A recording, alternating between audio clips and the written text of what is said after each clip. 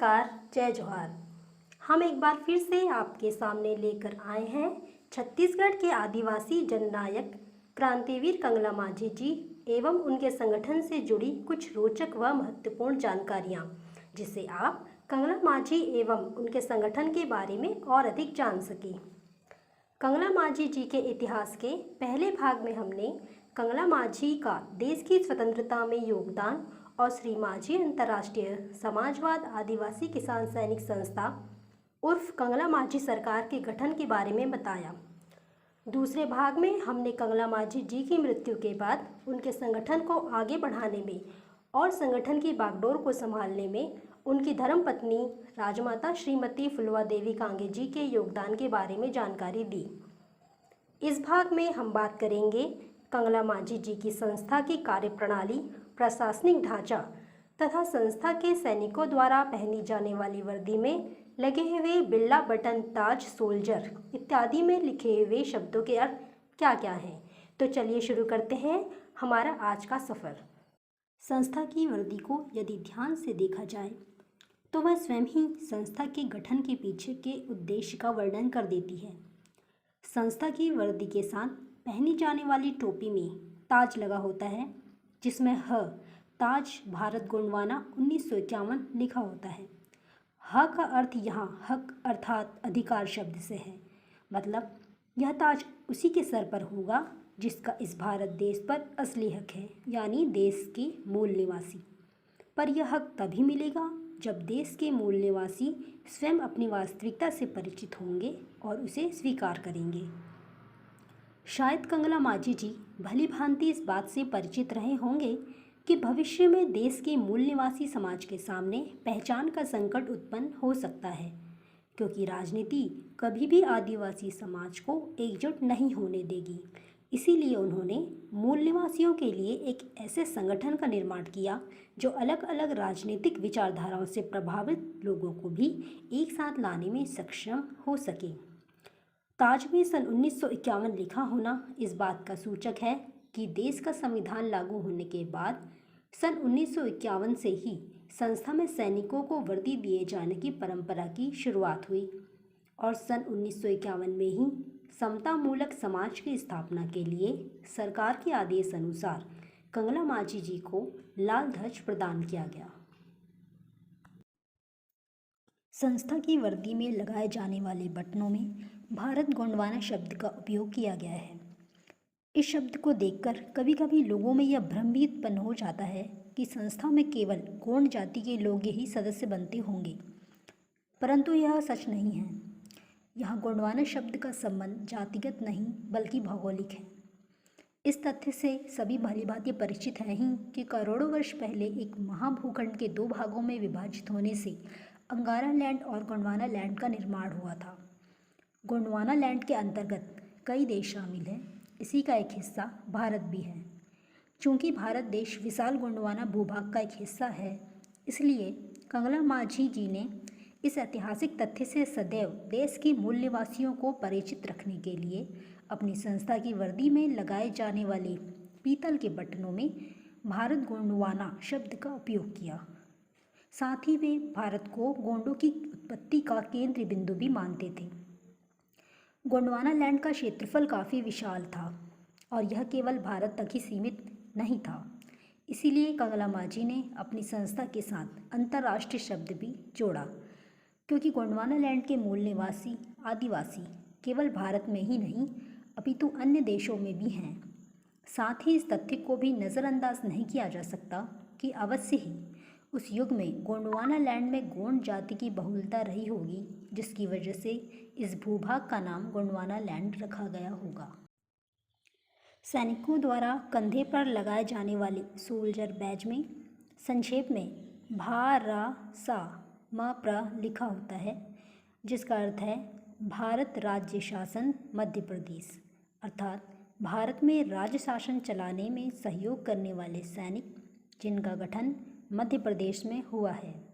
दूसरी पंक्ति में अ व गो लिखा होता है, जिसका मतलब है आदिवासी गोंडवाना। साथ ही प्रतिनिधि प्रेसिडेंट सेक्रेटरी चपरासी भी लिखा होता है, जो सैनिकों के अलग अलग पदों को दर्शाता है। यह पद संस्था में सदस्यता लेते समय व्यक्ति द्वारा स्वयं चुना जाता है।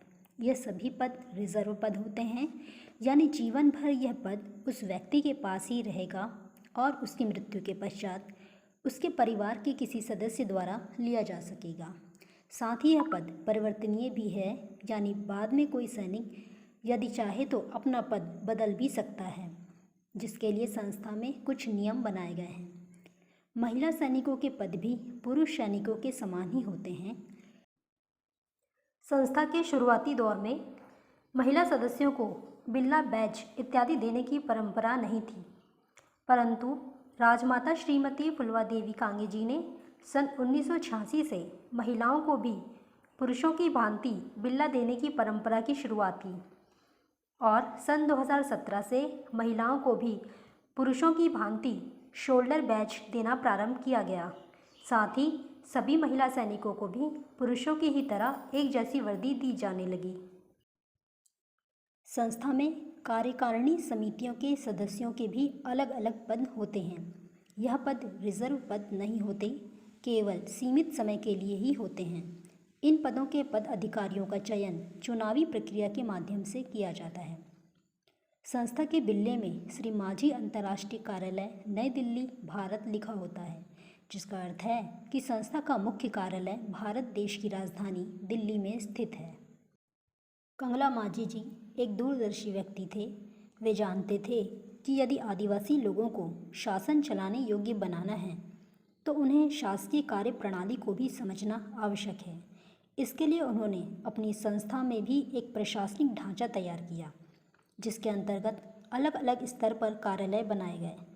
सबसे ऊपर मुख्य कार्यालय को रखा गया, उसके बाद प्रांत कार्यालय, फिर जिला व तहसील कार्यालय, उसके नीचे 40 गांव क्षेत्र कार्यालय व 20 गांव उपक्षेत्र कार्यालय, उसके नीचे 10 गांव ब्रांच कार्यालय तथा सबसे नीचे 5 गांव पंचशील पंचायत कार्यालय को रखा गया। सभी निचले कार्यालय अपने ऊपरी कार्यालय के प्रति जवाबदेह होते हैं। सभी कार्यालयों के लिए मुख्य कार्यालय दिल्ली के आदेश को मानना अनिवार्य होता है। संस्था का मुखिया संस्था के राष्ट्रीय अध्यक्ष को माना जाता है। संस्था के सभी सदस्यों के लिए राष्ट्रीय अध्यक्ष के आदेश का पालन करना अनिवार्य होता है। सदस्यों के आपसी विवादों का निराकरण भी संस्था के नियम अनुसार किया जाता है। संस्था के सैनिकों द्वारा अपने अपने क्षेत्र की समस्याओं जैसे बिजली, सड़क, स्कूल, जल, जंगल, भूमि तथा आदिवासियों के प्रति शोषण व अत्याचार से संबंधित समस्याओं का निराकरण करने का प्रयास किया जाता है। संस्था के उच्च पद अधिकारियों द्वारा समय समय पर सैनिकों को प्रशिक्षण भी दिया जाता है, जिससे कि वे अनुशासित रहें और उनकी समझ का दायरा बढ़ सके। वे अधिक से अधिक जानकारियां प्राप्त करें और उनका उपयोग लोगों को न्याय दिलवाने में कर सकें।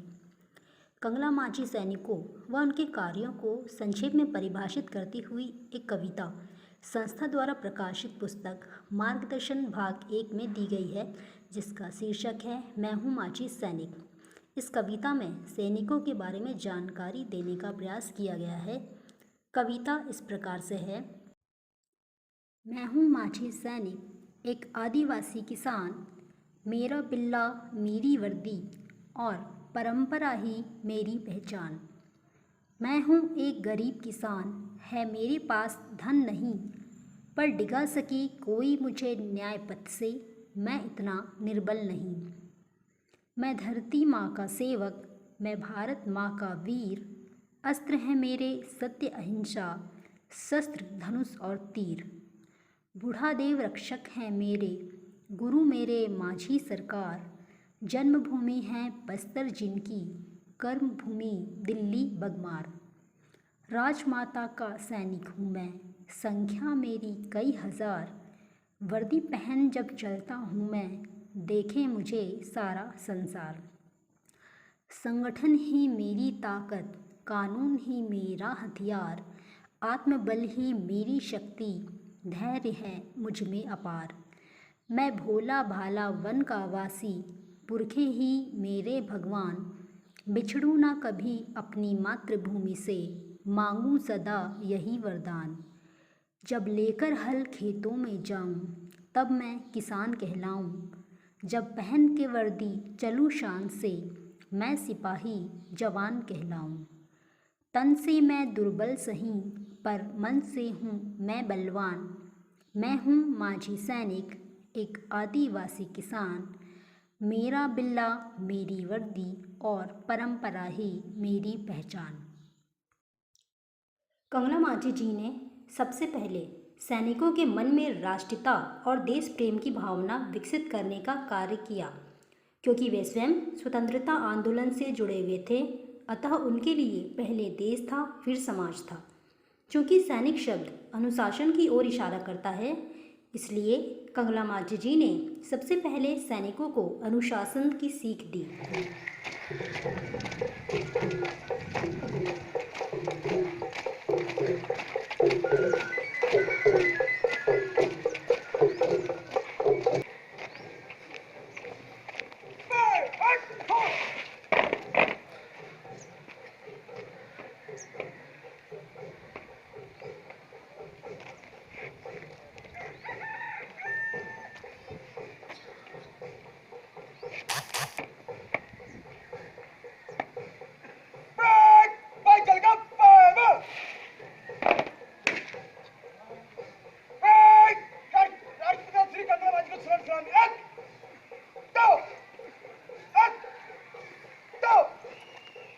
पच्चीस जनवरी सन 1956 को जब तत्कालीन सरकार द्वारा कंगला माझी जी को राष्ट्रीय ध्वज प्रदान किया गया, तब उन्होंने राष्ट्रीय ध्वज के सम्मान में गाने के लिए स्वयं एक गीत की रचना की।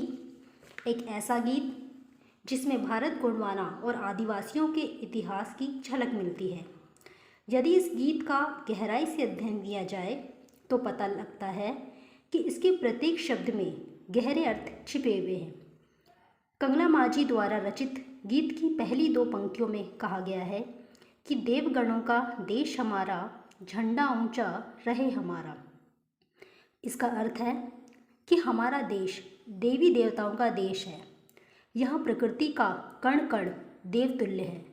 यहाँ सूर्य, चंद्र, वृक्ष, भूमि, आकाश, नदी, पर्वत, हवा, अग्नि, मनुष्य इत्यादि सभी को देवतुल्य एवं पूजनीय माना जाता है। अतः ऐसे महान देश का झंडा अर्थात गौरव, मान, सम्मान सदैव ऊंचा ही रहे। झंडा ऊंचा रहे हमारा, झंडा ऊंचा रहे हमारा। पाँच गया मिल पागा, पाँच देव मिल पैगा। पतल से मिट्टी लाए, पतालों के से मिट्टी लाए। पाँच गया मिला माथी लगिए, पाँच देव मिला माथी लगिए। देवांग से मोन निकले, देवांग से झंडा ऊंचा रहे हमारा, झंडा ऊंचा रहे हमारा। देवगणों का देश हमारा, देवगणों का देश हमारा। झंडा ऊंचा रहे हमारा, झंडा ऊंचा रहे हमारा। कंगला माझी जी ने आदिवासी शब्द के अर्थ में केवल गोंड और हल्बा जाति को ही नहीं, बल्कि उन सभी जातियों को लिया है जो भारत देश की मूल निवासी जातियां हैं। उन्होंने 57 से भी अधिक मूल निवासी जातियों को अपनी संस्था की जाति सूची में शामिल किया। हालांकि कंगला माझी की जाति सूची केवल वहीं तक सीमित नहीं है। इसमें अन्य बहुत सी जातियों के नाम छूट गए हैं जो जनजातियों की श्रेणी में आते हैं और देश के अलग अलग राज्यों में पाए जाते हैं। वर्तमान में कंगला माझी जी की जाति सूची में दी गई जातियां सरकारी सूची में SC, ST और OBC इन 3 वर्गों में बढ़ चुकी हैं, परंतु कंगला माझी संस्था की सूची में वे आज भी आदिवासी मूल निवासी माने जाते हैं। कंगला माझी संस्था की मूल निवासी जाति सूची में निम्न जातियां शामिल की गई हैं: गोंड, भील, केवट, धीमर, निषादराज, कंवर, बिंझवार, हलबा, धनुहार, मरार, कलार, कुम्हार, प्रधान, लोधी, नेगी, जोगी, बैगा, पनिका, गनिका, नाई, धोबी, पेली, तमोली, बाजदार, देवदास, नगाड़ची, गाणा, राउत, गुवारी, यादव, नाहर, कोलिता, ढोसी, सयान, सनिया, भूमिया, माना, भोई, बेलदार, बसोड, बुर्रा, बडरा, देवार, कोष्टा, गढ़वाल, देवांगन, महतो, महरकतिया, परगनिहा, कोक, ओल, भद्रा, उड़िया, ओझिया, सोनझरिया, सोनकर, अमांग, झरिया, कोरवा, लोहार, कोरकू, सोता, कोड़ाकू, मोवासी इत्यादि। यह सभी मूल निवासी जातियां एक दूसरे के सामाजिक जीवन में महत्वपूर्ण भूमिका निभाती हैं। इसीलिए कंगला माझी जी ने इन सभी जातियों को एक सूत्र में पिरोकर उन्हें संगठित करने का कार्य किया।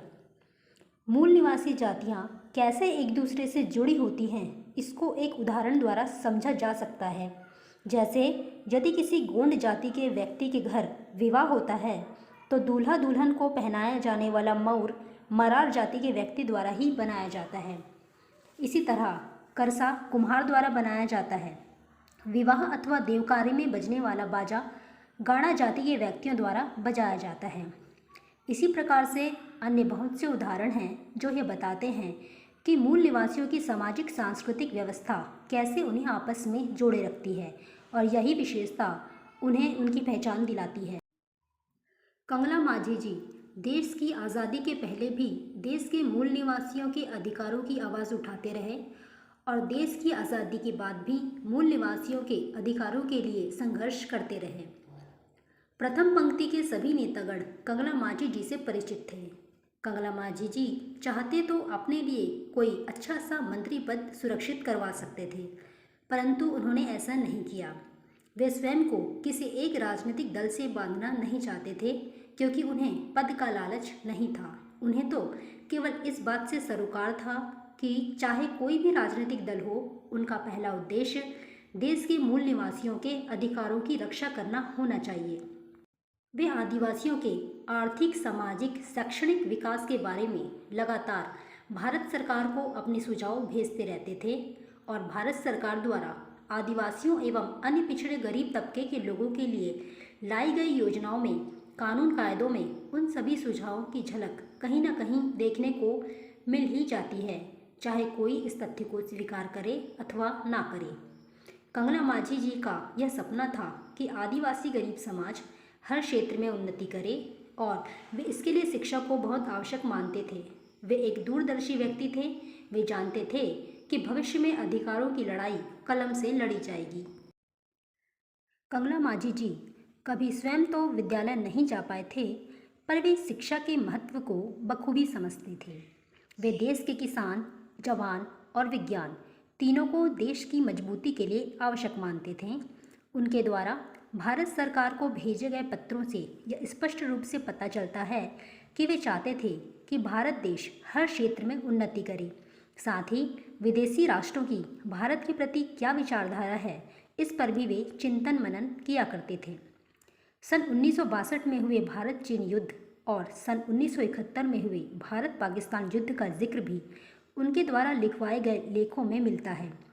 जिस जमाने में संचार के साधन इतने अधिक विकसित नहीं थे, उस जमाने में भी देश विदेश में घटने वाली घटनाओं के प्रति जागरूकता रखना और उन पर अपनी राय भी रखना यह दर्शाता है कि कंगला माझी जी उन आदिवासी नेताओं से बिल्कुल भिन्न थे जो केवल आदिवासी समुदाय की बात करते हैं।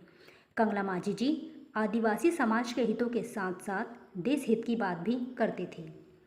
कंगला माझी जी जब जीवित थे तब भी अपने गरीब आदिवासी समाज के अधिकारों के लिए लड़ रहे थे और मृत्यु के बाद भी अपनी संस्था के उन हजारों सैनिकों के रूप में लड़ रहे हैं, संघर्ष कर रहे हैं, जो हजारों परेशानियां झेलने के बावजूद भी कंगला माझी जी को अपना आदर्श मानते हैं और उन्हीं के दिखाए गए मार्ग पर चलते हुए शोषित पीड़ित लोगों के अधिकारों की लड़ाई अपने ढंग से लड़ते हैं। बिना किसी स्वार्थ के, बिना किसी वेतन के वे देश व समाज की सेवा में समर्पित होकर कार्य करते हैं। समय समय पर केंद्र व राज्य सरकारों द्वारा कानून व्यवस्था संभालने में सैनिकों का सहयोग भी लिया जाता रहा है। जैसे सन 1974 में जब देश में देशव्यापी रेल हड़ताल हुई, तब हड़ताल के चलते जब जनजीवन अस्त व्यस्त हो गया, तब जनता की परेशानियों को देखते हुए केंद्र सरकार ने संस्था से सहयोग की अपील की। तब कंगला माझी जी ने सैनिकों को सरकार का सहयोग करने का आदेश दिया। इसी प्रकार सन 1975 में जब दिल्ली के जामा मस्जिद क्षेत्र में हिंदू मुसलमान का दंगा हुआ, उस वक्त भी इन्हीं सैनिकों द्वारा दंगे को काबू करने में दिल्ली पुलिस प्रशासन का सहयोग किया गया था। हाल ही में 16 मार्च 2022 को ग्राम चौरई, जिला बैतूल, मध्य प्रदेश में आयोजित होने वाले प्रसिद्ध भोपाली मेले की सुरक्षा व्यवस्था संभालने में भी कंगला माझी सरकार के सैनिकों द्वारा स्थानीय पुलिस प्रशासन का सहयोग किया गया। सैनिकों द्वारा अपने अपने स्तर पर किए गए संघर्षों और कार्यों को दर्शाती हुई एक पुस्तक भी सन 2021 में संगठन द्वारा प्रकाशित की गई है, जिससे इन सैनिकों के कार्यों के बारे में और अधिक जानकारी प्राप्त की जा सकती है। संस्था की राष्ट्रीय अध्यक्ष राजमाता श्रीमती फुलवा देवी कांगे जी व उपाध्यक्ष श्री कुंभदेव कांगे जी जनसंपर्क कार्यक्रमों के माध्यम से स्वयं सुदूर ग्रामीण दुर्गम बीहड़ क्षेत्रों में रहने वाले गरीब आदिवासी लोगों से मिलने उनके बीच जाते हैं और उनकी समस्याओं को सुनते व समझते हैं और उन समस्याओं से केंद्र व राज्य सरकारों को अवगत करवाते हैं, जिससे कि उन समस्याओं का हल निकाला जा सके और साथ ही आदिवासी समाज की परंपरा व संस्कृति को भी सुरक्षित रखा जा सके। 5 दिसंबर सन 2021 को कंगला माझी जी की 38वीं स्मृति दिवस कार्यक्रम के अवसर पर छत्तीसगढ़ की राज्यपाल सुश्री अनुसुईया उइके जी का आगमन कंगला माझी जी की कर्मस्थली ग्राम बगमार माझी धाम में हुआ, जहां कंगला माझी सैनिकों द्वारा उन्हें सैनिक सलामी देकर उनका स्वागत किया गया। राज्यपाल जी ने कंगला माझी सैनिकों के अनुशासन और कार्यों को सराहा। राज्यपाल जी के माध्यम से संस्था द्वारा 3 कर्मठ संस्था सैनिकों को स्वर्ण पदक से सम्मानित भी किया गया। स्वर्ण पदक से सम्मानित सैनिकों में सबसे पहला नाम है स्वर्गीय जोगिधा खुसरो का। इनको यह सम्मान मरणोपरांत दिया गया। यह ग्राम फदहा, जिला बिलासपुर, छत्तीसगढ़ के रहने वाले थे। इनकी ओर से इनके बेटे श्री सहदेव खुसरो ने सम्मान ग्रहण किया। दूसरे हैं ग्राम मुरार गोटा, जिला राजनांदगांव के रहने वाले श्री महाजन राम अडभैया जी। और तीसरे हैं ग्राम मायावाड़ी, जिला बैतूल, मध्य प्रदेश के रहने वाले श्री वस्तु सिंह सलाम जी। सैनिकों के साथ साथ कंगला माझी जी पर उत्कृष्ट लेख लिखने एवं लेखन के माध्यम से समाज में सामाजिक चेतना व जागृति उत्पन्न करने के लिए छत्तीसगढ़ के वरिष्ठ साहित्यकार डॉक्टर परदेसी राम वर्मा जी को भी संस्था द्वारा स्वर्ण पदक से सम्मानित किया गया। तो यह थी कंगला माझी संगठन के सैनिकों की वर्दी, संस्था की कार्यप्रणाली एवं सैनिकों द्वारा किए जाने वाले कार्यों से संबंधित एक छोटी सी जानकारी। अंत में आपके सामने प्रस्तुत है कंगला माझी सैनिक रामचरण उइके और अशोक वरकड़े द्वारा गाया हुआ गीत। आप गीत का आनंद लीजिए। हम अगले भाग में आपसे फिर मिलेंगे कंगला माझी से जुड़ी कुछ अन्य रोचक जानकारियों के साथ। तब तक के लिए नमस्कार। माझी के महिमा, माझी के महिमा महान है, महान है। भारतवासी समझो भैया, सब जंतु गुंड शैतान है। भारतवासी समझो भैया, सब जन तो गुंडिस्तान है। माझिक महिमा महान है महान है। भारतवासी समझो भैया सब जन तो गुंडिस्तान है। भारतवासी समझो भैया सब जन तो गुंडिस्तान है। 16,000 अंग्रेज के सेना बस्तर ले भगाए हैं, बस्तर ले भगाए हैं। 16,000 अंग्रेज के सेना बस्तर ले भगाए हैं, बस्तर ले भगाए हैं। एकर महिमा और सबले महान है महान है। समझो भारतवासी भैया ये सब तो गुंडिस्तान है। समझो आदिवासी भैया सब तो गुंडिस्तान है। माझिक महिमा महान है महान है। समझो सब भैया ये सब तो गुंडिस्तान है। समझो आदिवासी भैया ये समझो गुंडिस्तान है। बड़ मुश्किल से भैया माझी जी लपाए हैं, माझी जी लपाए हैं। बड़ मुश्किल से भैया माझी जी लपाए हैं, माझी जी लपाए हैं। भारत माता के झंडा, भारत माता के झंडा गौरव गरम में बगरा फहराए हैं। माझिक महिमा महान है। समझो भारतवासी भैया सब तो गुंडिस्तान है। समझो भारतवासी भैया सब तो गुंडिस्तान है। समझो गुंडिस्तान है सब तो गुंडिस्तान है। बोलो भारत माता की।